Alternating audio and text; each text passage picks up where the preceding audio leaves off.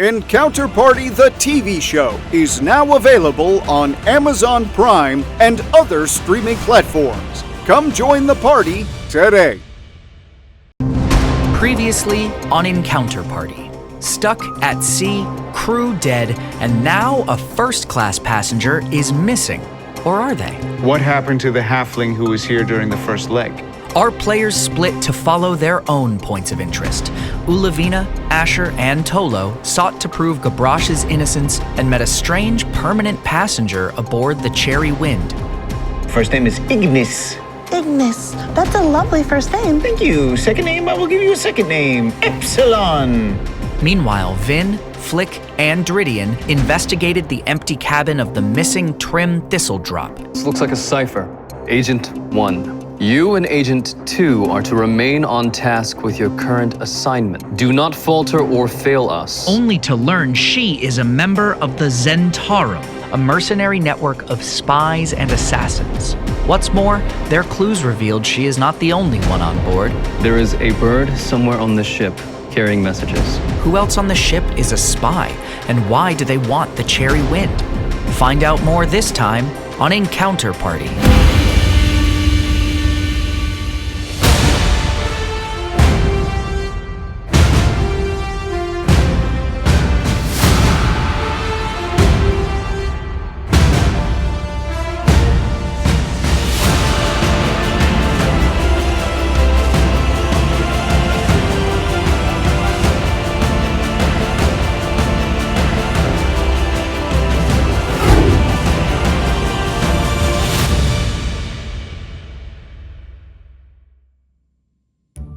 So, we are taking the bold stance that we're going to try and break into the captain's quarters? Knock, say hi. Yeah, you said break in.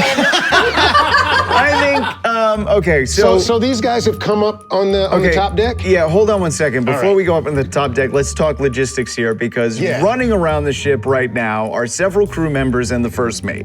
And anyone who goes near that door being witnessed, you're going to have a whole mess of problems. So, are we just rolling with the old red thing here? I mean, I can corral him if we need to. Let's get an animal handling check to keep him on task. Oh, it's only a 20. Oh, come on. Okay, so old Red's come running around. What do you yell at him? Edmund Alexander's rescue, get back here right now! Don't you dare run around anymore! He just sort of like runs up to you and does a couple of circles, but he like... Zoomie.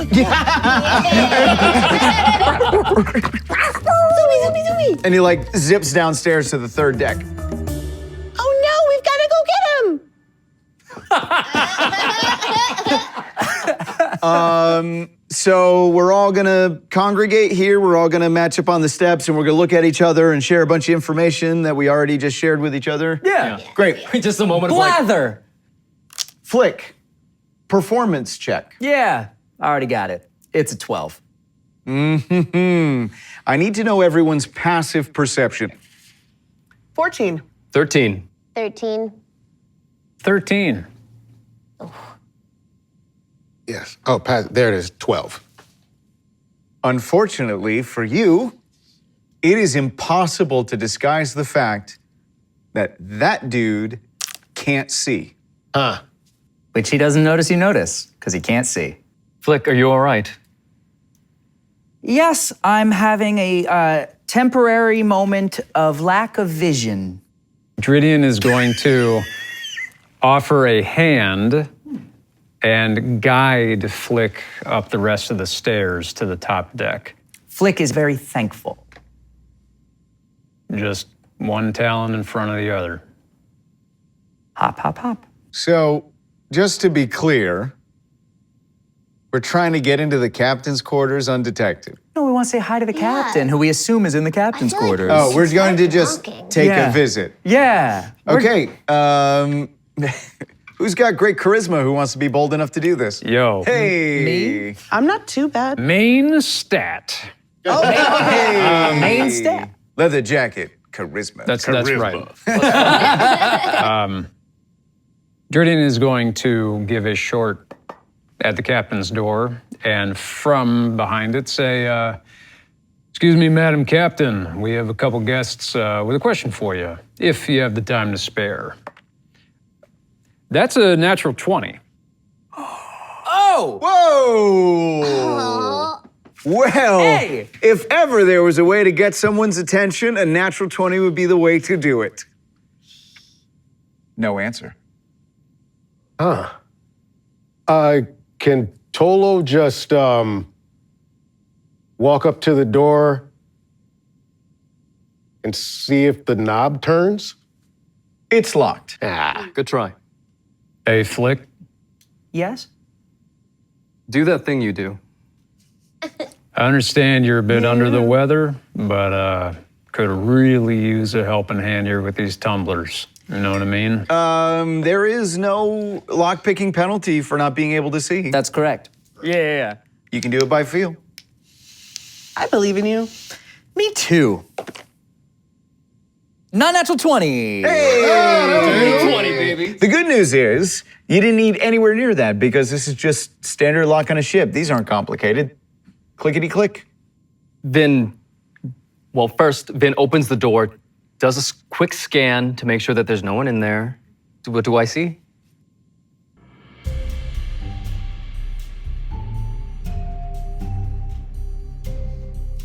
Don't love this. Yes?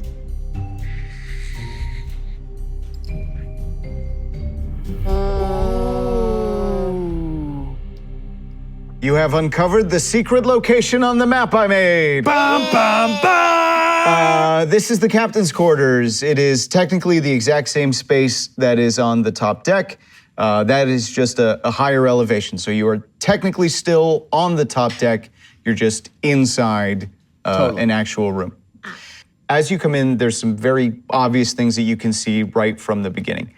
Immediately to your left is an infirmary type station, which is currently empty. Beyond that is looks to be an office. Within the office is noticeably a safe. To the right-hand side as you walk in is living quarters of some sort. And then directly in front of you is a room with double doors that looks like it opens into something larger. We should all enter and shut the door behind us in case the crewmen come back up. Great idea. I could cast alarm if we wanted a signal. That'd be a good Yes, idea. that's Yeah. brilliant. Super dope, super okay. dope. Yeah. I cast the alarm spell on the door so that if anybody is opening the door, anything like that, I am notified ahead of time that it's happening. How long does that last? That's a really good question. Ha! 8 hours. Wow. So anytime that door gets open, whether or not you are in here, Yes. you're gonna know. Yes. So there's a living space here. Does it look like anyone has used it? Absolutely not. Can I smell the room for magic? Oh. What? This is probably not the first time you've tried this, but we can address this right now. Yeah. It's everywhere. The entire boat is a magic item. That's why it's been mucking with you this whole time. Oh, okay. Tabaxi can smell magic? Well, This a one, tabaxi that's on a path of wild magic can. Oh. That is so cool. It's been very hard for you to use that particular ability Right. because if you haven't clued in until this exact moment, the entire ship is a magic item. So he takes a deep breath to see if he can smell anything differently, and his senses just get overwhelmed once again. Only thing I can think of, there's a safe here, there's a door there. Let's wait on the door, let's check out the safe. Flick. Oh, buddy. And Flick moves confidently in the direction that he has pointed, and he starts to run his hands over the mechanism and start to feel the tumblers, and he will give it a shot. 16? 16 will work. Great. So Flick starts once again clicking to himself, but you realize he's starting to use the noises of his clicks to time with the tumblers as he starts to find where they fall. And so you hear him sort of sensing when it's a light click and it's more of like a versus a large click, which is like a, and he starts to like put these together. So you hear like, and then he feels that last one pull into place, and he finds the latch, and he pulls down, and he kind of steps aside to let people look in the safe. Get a point of inspiration. That was pretty That dope. was really That was really cool. That was very That cool. was really, really I already cool. had one, but I really appreciate it. Well, I would start using them. Yeah. Don't hold those things because you can't stock them, and I'm not. I do give them out rather frequently. You we are do. making a show You to be do. watched here, so You are very don't nice hold with them. Flick will just gesture, and then like feelings. Actually, you can't. That's what I'm saying. You can't see this, so how are you going to give them out? That's exactly Who are correct. you handing them to? I would hand them to Vin. Yes. Yes. What do we got? We have a manifest. Passing it down. There's more than just a manifest. Okay. And what do you got? So we have a passenger charter that has all of the details of the crew members, their ranks, their weekly wages. And this is a manifest of passengers from both legs. Wait, so this is from Luskin to Waterdeep. This is from Waterdeep to Baldur's Gate. So there's the name, whether they boarded or not. There's a check mark that I'm not entirely. The check mark is listed for people who have luggage. Oh, okay. So that's for people who have luggage. And then what they brought on and how much they paid. Mm-hmm. Okay, wait. If we take 10, 10, 10, 10, 10, 20, 10, 10, 10, 15, 48, and then this, that ends up being 281? Correct. Out of that, they paid the crew.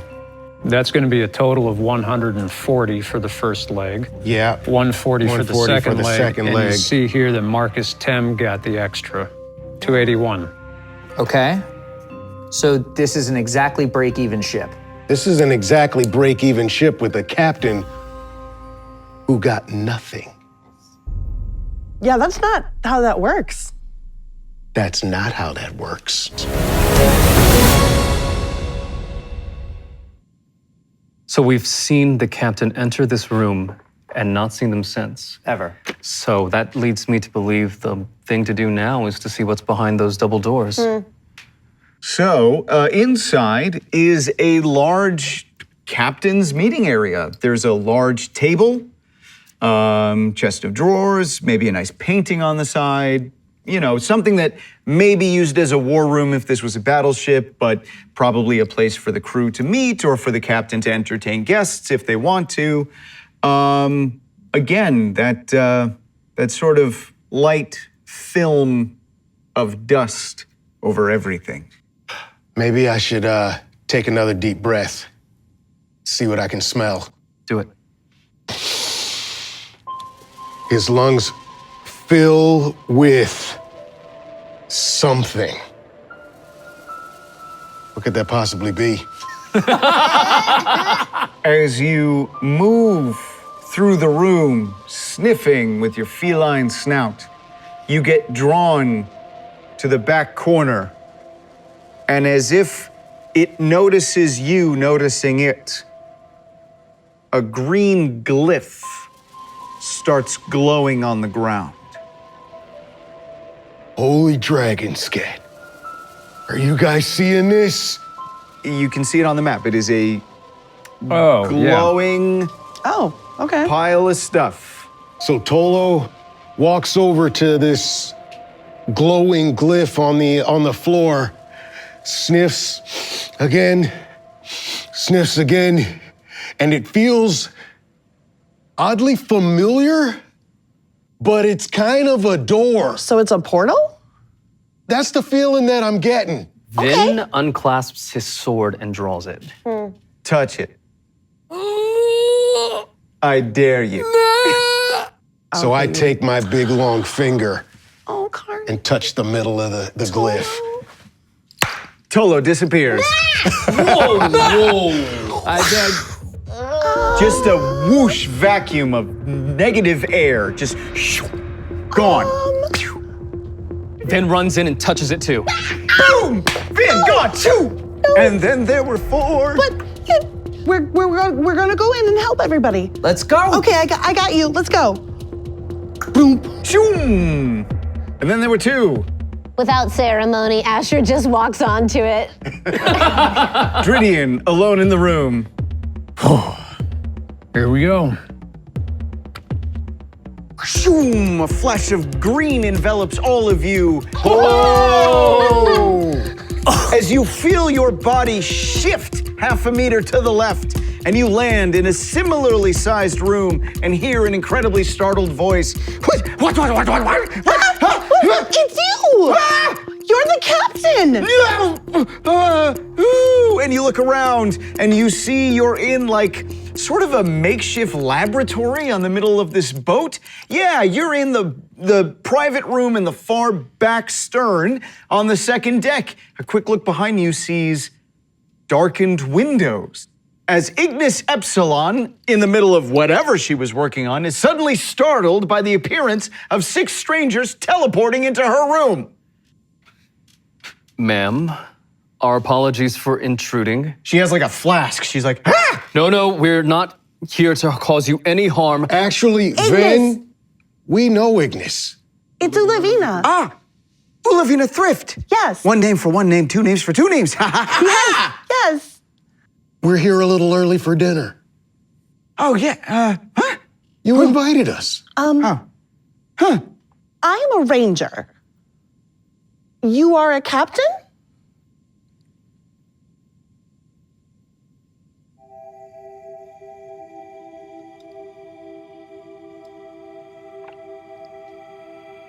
Yes.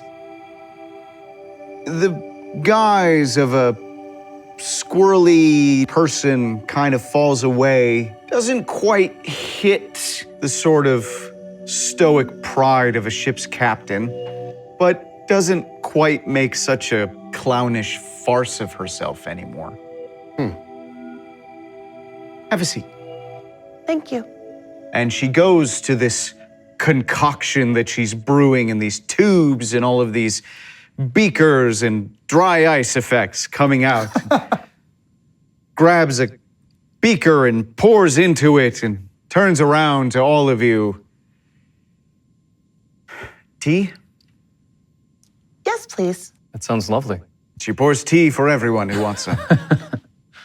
Well, you caught her. I have a question. I imagine you have several questions.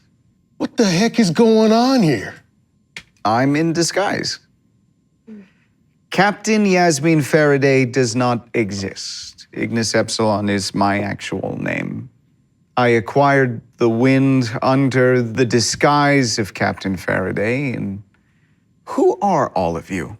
We have proof that 2 members of the Zentarum are here to acquire the Cherry Wind. He hands her the letter that they found in Thistledrop's room. Whoever Trim Thistledrop is, they have been observing the orb and trying to understand its magical properties. In the last 9 months, I've had 4 assassination attempts. This doesn't surprise me at all. The Cherry Wind is a magic ship. The way that she operates is she cannot be attuned to only one person. There are different sections of her that require attunement. Our crew are all attuned to her. We all work together in order to make her move. If one of us doesn't stay attuned, she has no power to move. The reason we are stuck is because the Cherry Wind is an experimental vessel that is attempting to eliminate the need for wind for water transport. How long did it take us to get from Luskan to Waterdeep? 4 days? Do you know why that was so fast? The orb at the front of this vessel is in itself a interplanar teleportation device. We've been experimenting by using the astral plane to jump parts of the ocean. What? However, the moment that someone is no longer attuned to their position, we no longer have the magical power to jump ship. You're saying that if someone who's attuned to the ship is no longer there, then the ship stops. Now, Hari died yesterday, but the ship's been stopped for 4 days. Something doesn't jibe. There is a fight going on outside the door right now.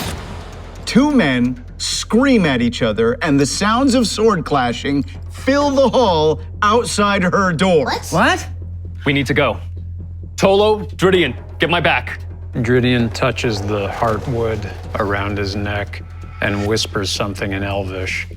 And you watch these brambles and vines and creepers grow around his body into this coiling nest of fibers and wood that harden, crack, and become a suit of armor. What? Oh, I love that look. All right, I need a marching order running outside the door. Let's go. This is what we're gonna do. Let's have the 3 of us in the front line. We'll protect the 4 people in the back. 1, 2, 3, and then flings open the door. You break open the door, and the sound has dissipated by the time you get there. You see, by the stairwell, a collection of crewmen standing over 2 dead bodies. Oh, and wow. as soon as the fight started, it ended while you were prepping, and you can see what looks to be the corpses of Ambrose and the bodyguard. What? Oh, that's not good. So Guy is dead, Ambrose are dead? Yes. What you do see is the dragonborn cleric Pijarik down at the body of Ambrose, casting some sort of spell on him, as if he's trying to care for him and heal him. And Dridian will move over to where Ambrose and Pijarik are huddled. How dead is this tiefling? As you approach, and he can kind of feel you over him, Pijarik seems incredibly possessive and sort of... Dridian will take a knee and reach a hand out towards like the heel of Ambrose. As soon as you kneel down and kind of see around the caressing form of Pijarik, you can see that Ambrose has no eyes. Oh.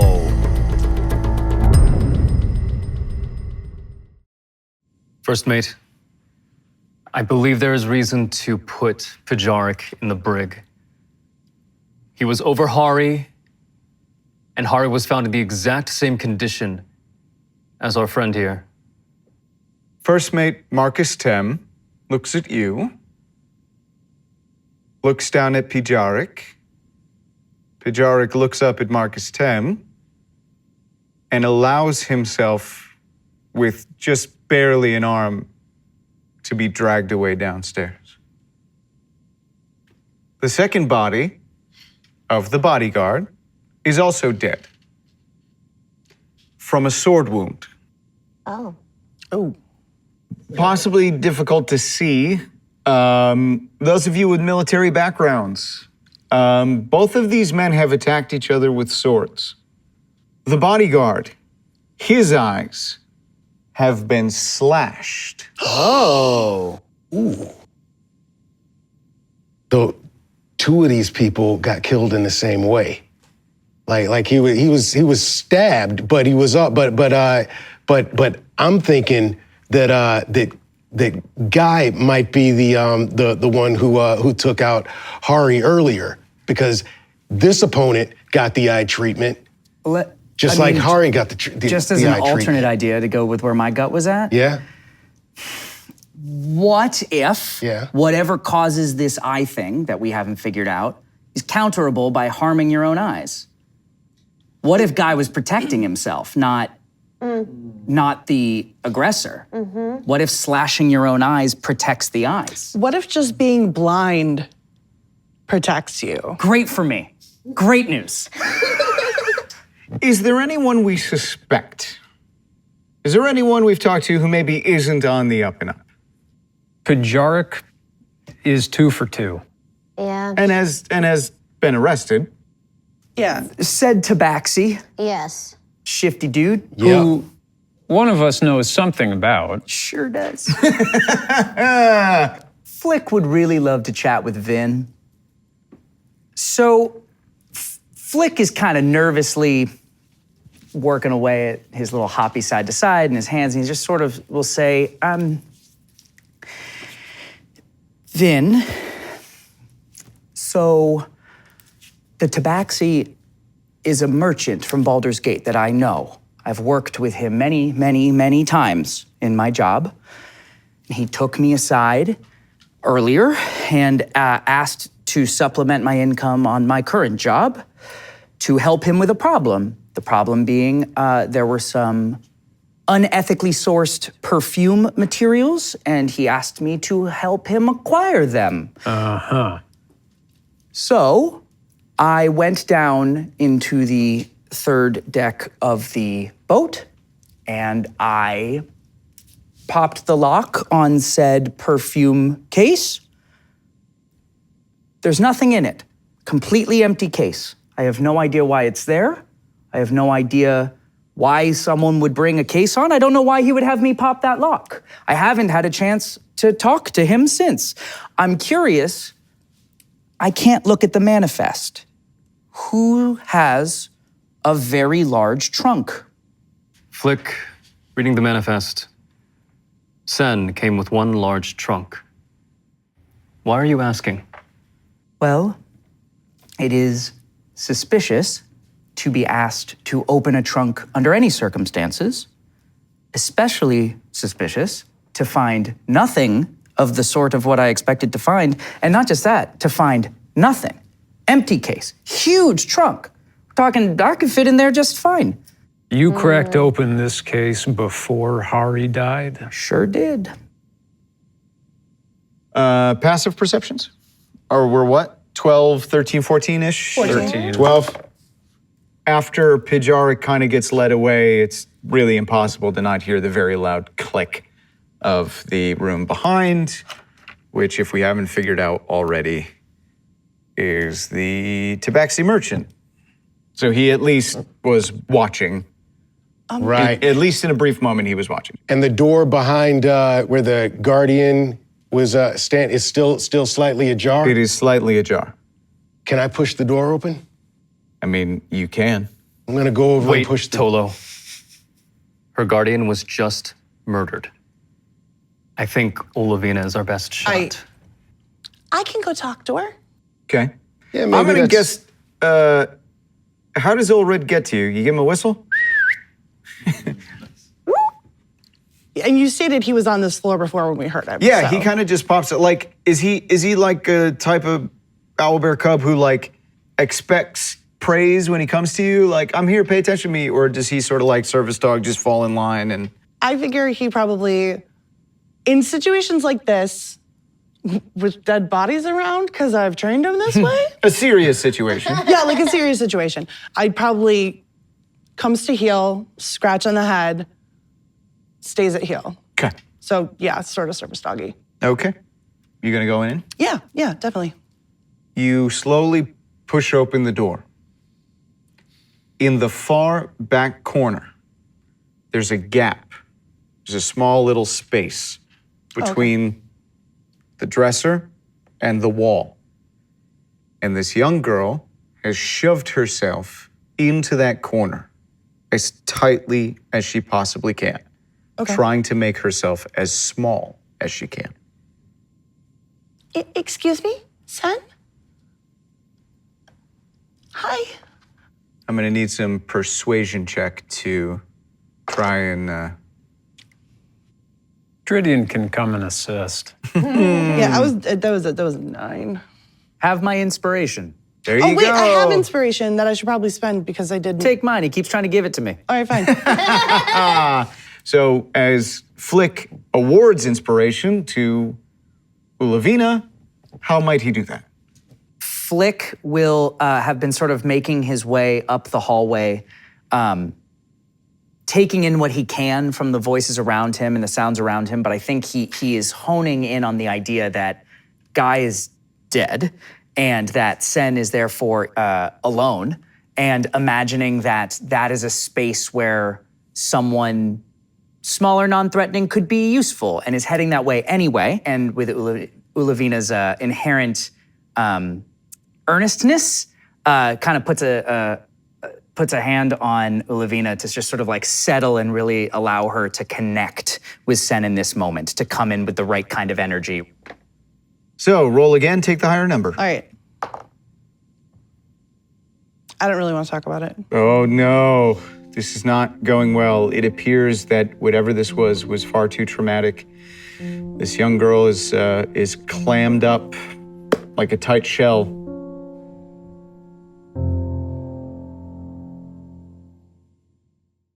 We have a possible witness. The couple. The tabaxi merchant. Dridian will knock on his cabin door. He's 100% not going to open the door. I don't blame him. Does anyone want to do anything for the young girl? I'd like to cover her with a blanket. Okay. Finn would like to come up to her and say, Ms. Sen, I know that Guy is gone, but as a member of the Longstriders, if you need my service, I am available for you. All of these sentiments are beautiful, but some unfortunate rolling has clammed her up for the time being. So I'll stand in front of Sen's door, and I'll also say maybe check that case out and see what's going on with it, and give her a little more time to deal with what's happened to her.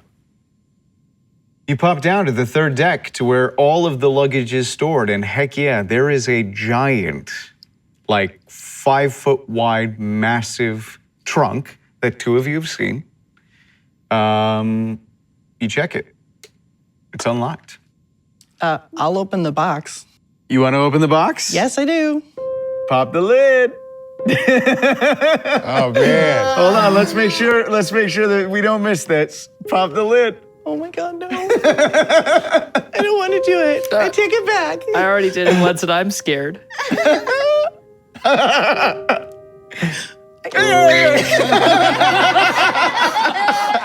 What an unacceptable joke!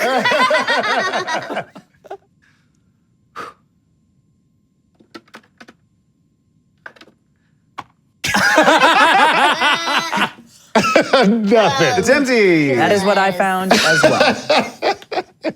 There is no false bottom. It is a big, giant, beautifully ornate chest that was locked and empty. What purpose would someone transport an empty, very locked, very complicated lock box? And two, what is to be gained by me opening it? These are the questions that I am confused about with this box. If it's empty, and we know it's empty, why did it get opened? We know it's empty now. So I think we have to go talk to a tabaxi. The only person who seems to know why that box is important, and obviously it's important because paid me coin to do a thing. Yeah. Well, head on back up Somebody there. march up and kick his door in. All right, I'm gonna beat on the door and say, by the Lord of Cats, open the flapping door! Ooh, strength check. It's a 4. Take my inspiration and roll it again. All right, there we go. It's a 20. Great inspiration. Not the first one, but the second palm strike. You just smash in the door. And you see this tabaxi merchant stare at you as it's very clear he is hurriedly trying to pack stuff. Where do you think you're going? Anywhere. There are 4 lifeboats on the top deck. Anywhere is better than here. But you're not going to leave until you tell me exactly why you want to get off this boat. But people are dying.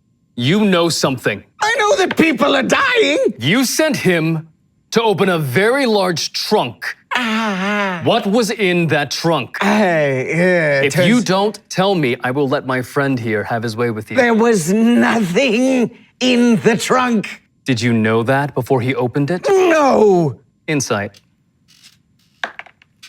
19. He seems terrified, very weak, and pretty certain he's gonna get beat up. I'm losing money on this trip. That little girl over there has money. I can smell it. I thought she might have some valuables I could pilfer on the way out. Is that all this guy is? I look at Razaban and I say, "You're a sorry excuse for our people." and I look at Flick and I say, "If that's what you think of us, that ain't it." And I head out the door. The stuff that's in the trunk can't just disappear. We've been everywhere except for one part of the boat. Okay. Third deck, next to the brig, there's a section of the ship we have not been to yet. The far stern. We definitely need to head down there because there is thick magic down there. I can smell it. You remember all of the equipment Yes. that goes in the ship that's magical, Yes. right? It's stored down there. That's the only place that it could be, and it's probably why we haven't gone anywhere in so long. We definitely need to check it out. A quick check realizes that lock is magically sealed. Who knows enough about ships to know who's in control of equipment? Quartermaster. Quartermaster. Who's the quartermaster? Who is the quartermaster? We got a Quartermaster. The crew? Yeah, where's the crew list? Thank you. Jorgen is the quartermaster. Oh, Jorgen is the cook. the cook. You talked to Jorgen recently, Yes, I didn't you? did. Yes, I did. Let's go talk to him. You guys approach. Again, his back is to you, cooking away. I lightly tap him on the shoulder. Go! Ha ha ha! Sorry! I'm sorry. I should have walked around instead of just touching you and frightening you. Do you need more water? No, but thank you for offering. No, we need to get into that crew space at the far end of this deck. I know that it's magically locked. Can you help us? Oh, the lazaret. Oh, you're not supposed to be in there. I know, but 3 people have died at this point. What? Who? Well, When? and I fill in Jorgen on everything up to Oh, this he point. picks up a dish rag and is like, Jorgen, What? First Mate Tem deputized me to help take care of this. You realize talking to Jorgen that he's only staring at your mouth. So I'm gonna take my time and enunciate to make sure everything is clear. Yes. First Mate Tem deputized me to help solve the murders. My name is Vin Eriksson von Longstrider. That's very long. Yes. Vin? Yes, we don't have to go into that. Vin. You Thank are the you. quartermaster. May we please borrow the key? I need permission from the first mate or some incredible dice rolling. I have been deputized by First Mate Tem, and I'm going to persuade him with a nat 20,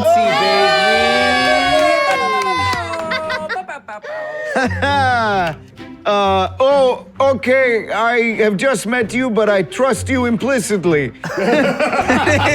And he sort of rummages around to a cupboard and pulls out a key, and it has sort of like a blue jewel in it that has a little bit of it's definitely a magic key. Better than a regular key because it's got like a blue gem in it. Yeah. Great. Here you are. Thank you. I will give this right back. Okay. And we turn to the other side and go to the lazaret. I pop the key into the lock, I turn it, Yes. and then I open. There's sort of like a blue ripple across the door as you turn. Neat. And I open the door. What do we see? There's a couple of boxes, a couple of crates. In the very far back of the lazaret, there's sort of a lift. You know, there's the bottom deck of the ship, but you know, the actual keel of the ship is under here. So there's sort of a crawl space. It's not really a crawl space, but there is space under the floor for things to be stored, and usually there's sort of like it's like the boot of the ship. If everything before we could see through the bars, I'd like to confirm that the part that we couldn't see, like confirm what's in there. You open the lid.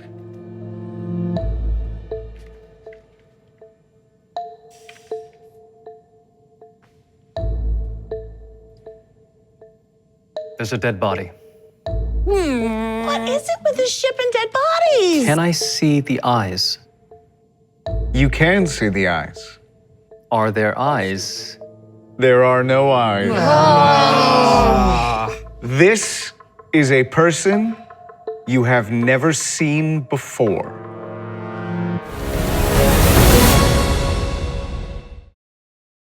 This is an elderly human male, dressed in very fine, expensive, regal clothing.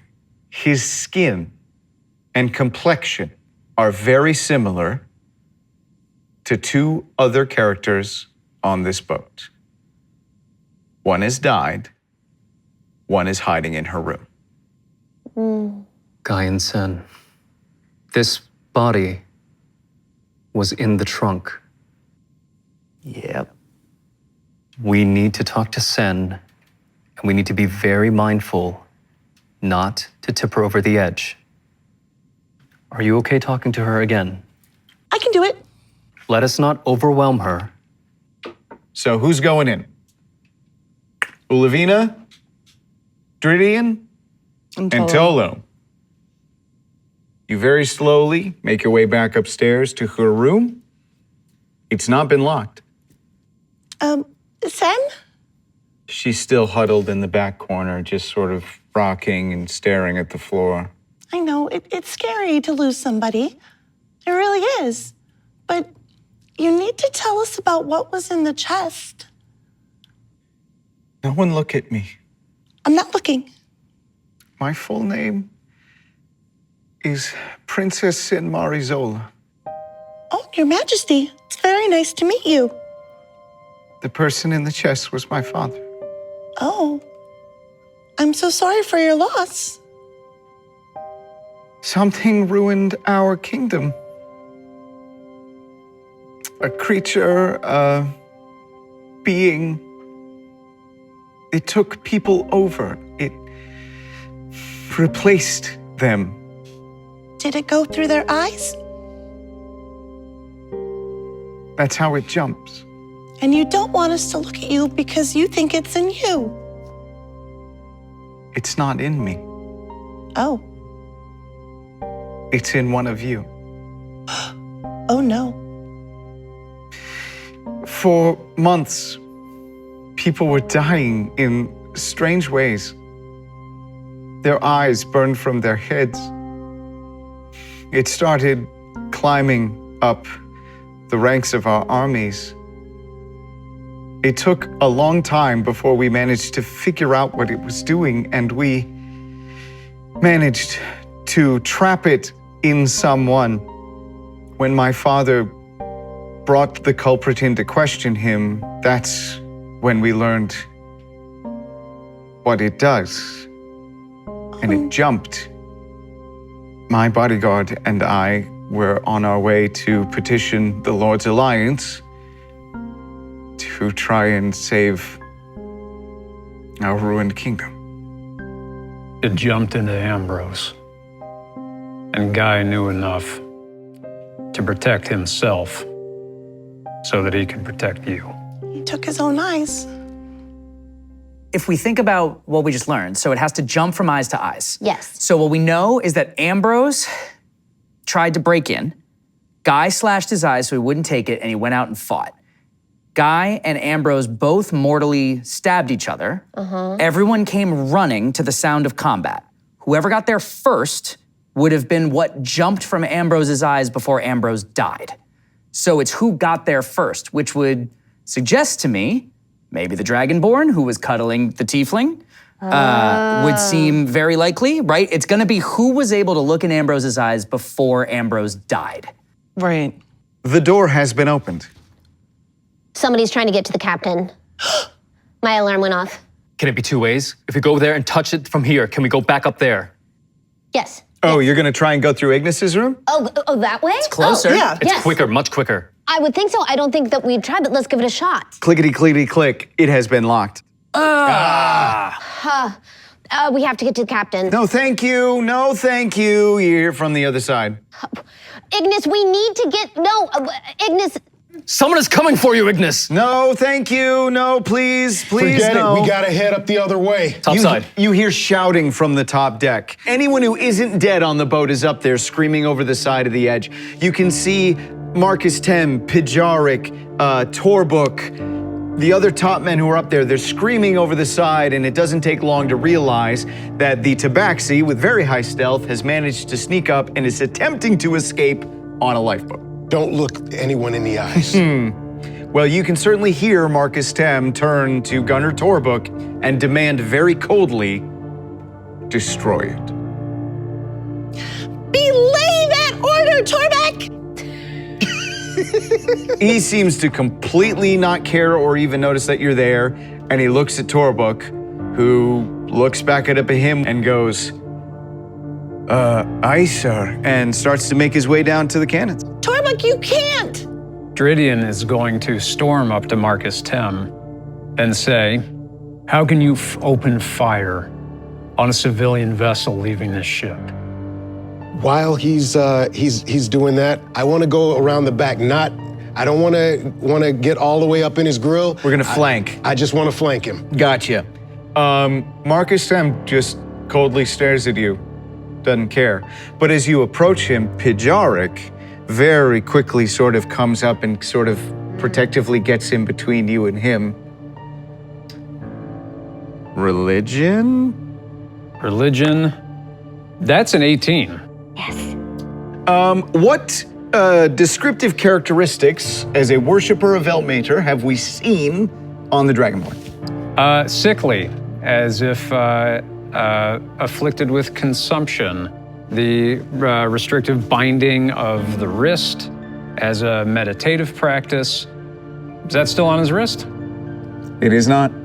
Drydian draws his sword. Vin draws his sword. Well, roll initiative, everybody.